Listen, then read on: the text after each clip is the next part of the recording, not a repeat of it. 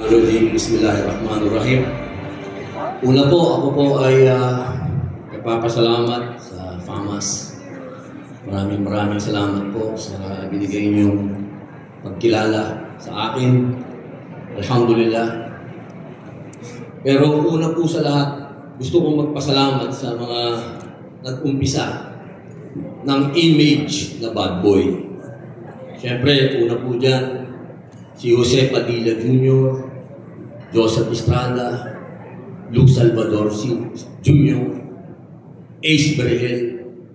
Sila po ang mga masasabi kong icon talaga. At sila po ang mga nagbigay sa akin ng inspirasyon na maging bad boy ng pelikulang Pilipino. At siyempre, nagpapasalamat po ako sa mga producer na nagtiwala po sa akin. Siyempre, si Mother Lily. At siyempre po, sa pelikula, si Boss Victor Rosario. At siyempre po, si Deo J. Fajardo Jr., si Betchay Vidanes.